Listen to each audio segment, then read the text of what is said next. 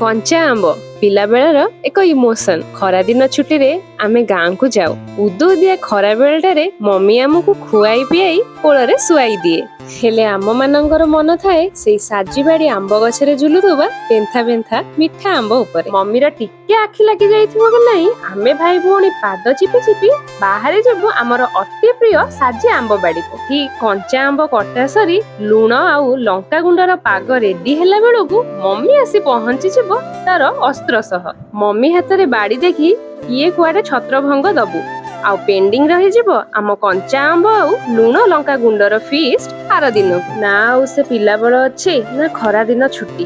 भाई भौणी मानकर एकाठी हेबार सुजोग मध्य बहुत कम। समस्ते निज कर्म जंजाल रे व्यस्त हेले मनर मोह सेमिति अतुट अछि कंचा आंब आउ लुण लंका गुंड प्रति। आउ आपणक कंचा आंबर स्टोरी कमेंट माध्यम रे जणांतु।